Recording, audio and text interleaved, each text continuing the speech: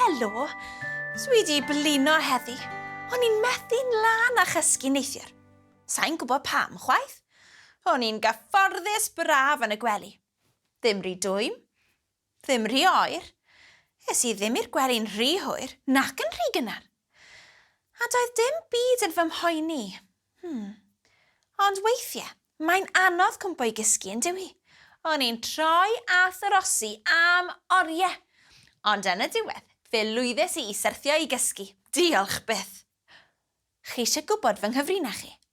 Wel, mae yn y bag.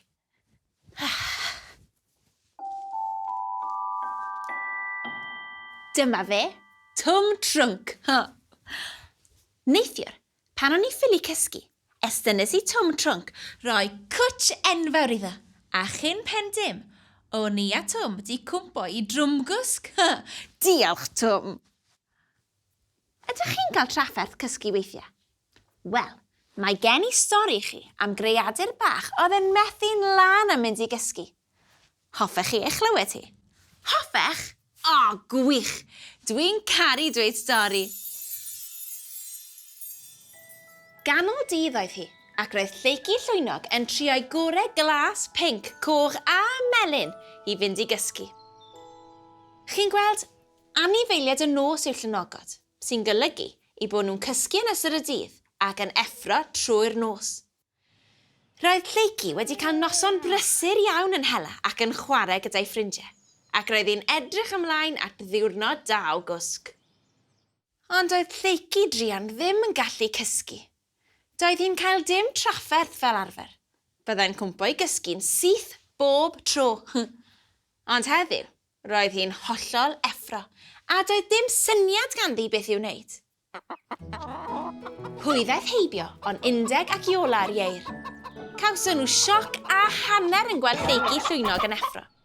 Roedd hi fel arfer yn cysgu'n sownd pan fydden nhw'n mynd am dro yn ystod y dydd. Pan eglurodd lleici beth oedd ei le, roedd Iona'n gwybod yn union sut i'w helpu hi. Llefrith poeth hyfryd, dyna sydd hi angen arna ti, meddai. Mae pawb yn gwybod bod yfad llefrith poeth cyn mynd i'r gwely yn dy helpu ti i gysgu. Rhythrodd undeg i'r fferm un ôl mymryn o laeth ffres gan y fuwch. Roedd lleici yn meddwl bod hyn yn syniad da iawn, a diolchodd yn fawr i'r ddwy am ei help. Ar ôl yfed pob dropyn o'r llaeth blasus, swatiodd lleici yn ei ffau unwaith eto. Ond wyddach chi beth? Wnaeth hiwcyn cwsg ddim galw draw eto. Diar. Ymhen hir a hwyr, pwy biciodd heibio i weld beth oedd yn digwydd, ond Dil, Del a Dot y defaid. Roedden nhw ar biger draen eisiau helpu hefyd. Cyfri defaid yw'r ffordd orau i gwmpo i gysgu, brefodd Dil. Erbyn iddi gyfri 100 o ddefaid, byddai lleigi'n chwyrnu'n braf. Ceiodd ei llygaid, canolbwyntio, a dechrau cyfri defaid. 1 ddafad, 2 ddafad, 3 dafad. Hei, roedd hyn yn hawdd. Ond ble roedd dafad rhif 4? Roedd hi'n hwyr. Paid y brysio.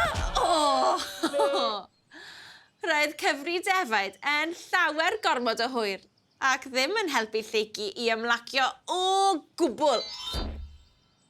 Doedd dim gobaith i lleici gyfri 10 heb sôn am 100. Felly rhoddodd hi'r gorau i gyfri defaid, a phenderfynu mynd am dro bach i lawr at y llyn. Pwy oedd yn nofio ac yn splasio yn nŵr cynnes y llyn, ond 3 o ffrindiau lleici, Tommy, Ted a Tim. Beth am i lleici gael bath twym neis yn y llyn, cynigiodd y 3. Byddai hynny'n siŵr o'i hymlacio'r hi'n ddigon i ddeall i syrthio i gysgu. Am syniad da. Mae bath cynnes yn ffordd da o ymlacio rhywun, a gwneud iddyn nhw deimlo'n gysglyd. Erbyn hyn, roedd lleici druan bron a chael llon bol go iawn, ac roedd hi'n fodlon rhoi cynnig ar unrhyw beth. Felly gyda splash enfawr ar ei phen a hi mewn i'r llyn. Roedd yr adar yn llygaid ei lle. Roedd dŵr y llyn yn gynnes braf, ac roedd Lleigi'n teimlo'n hamddenol braf yn nofio yn y llyn. Doedd Lleigi ddim eisiau cwmpo i gysgu yn y llyn, felly brysiodd yn ôl i'w ffai. Roedd hi'n siŵr o syrthio i gysgu'n syth bin. Ond arhosodd, ac arhosodd, ond ddaeth hiwcyn cwsg ddim. Yr holl bethau roedd Lleigi wedi trio gwneud i fynd i gysgu, ac roedd sawl un erbyn hyn. Doedd yr un ohonyn nhw'n gweithio. Roedd hi'n dal i orwedd yno'n hollol effro. Pwy oedd yn clwydo ar gangen isel? Ond Gwen y gwdi hw. A hethau hefyd yn greadur y nos. Roedd Gwen wedi arfer cael trafferth yn cysgu hefyd. Ond un peth oedd wastad yn gwneud i hi fynd i gysgu oedd Stori. Doedd dim byd yn well gan y dylluan glen na chau ei llyged, gwrando ar stori dda a llithro'n araf i wlad breuddwydion. Sgwni a fydda'r un peth yn gweithio i Lleigi. Dim ond un ffordd oedd i gael gwybod. Felly dechreuodd Gwen adrodd stori fach i Lleigi Llwynog, yn union fel dwi'n adrodd stori i chi nawr. Mae pawb yn hoffi gwrando ar stori cyn cysgu, ond dyn nhw. Stori am gryw o ffrindiau yn byw yn y goedwig oedd hi. Llwynog, tair dafad, 2 iar a 3 titw bach.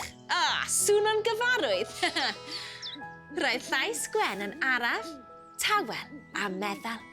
Y llais perffaith i swyno rhywun i drwmgwsg. Llwyddodd Lleigi Llwynog i syrthio i gysgu, ond tybed beth ddigwyddodd wedyn. Mae'r ateb yn y gan. 1, 2, 3, dyma hi.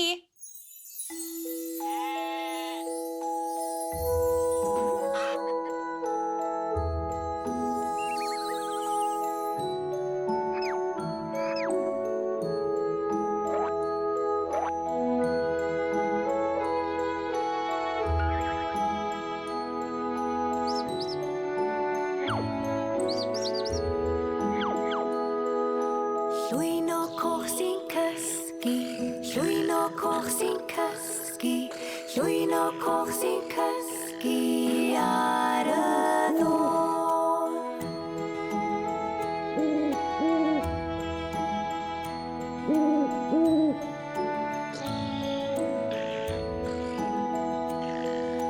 Pwy sy'n mynd i'w weled, pwy sy'n mynd i'w weled, pwy sy'n mynd i'w weled ar y ddôn.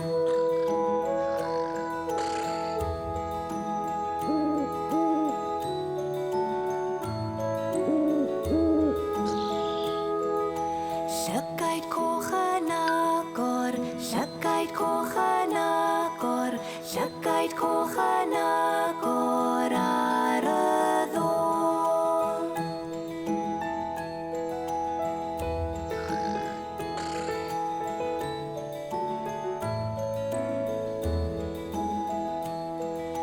Llwynog coch yn deffro, llwynog coch yn deffro, llwynog coch yn deffro ar y ddôn.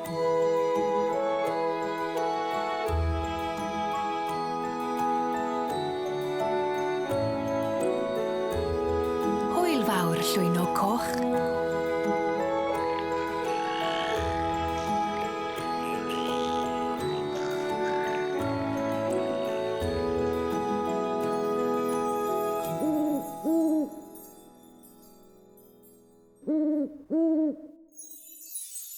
Chi'n gwybod be? Mae'r holl sôn ma am gysgu wedi gwneud i fi deimlo hyd yn oed yn fwy blinedig a chysglyd. Fe gysga hi a Twm yn dda heno. Mae hynny'n sicr. A chithau hefyd gobeithio. Dwi'n caru can a stori ddifyr. Tan tro nesaf felly, hwyl fawr!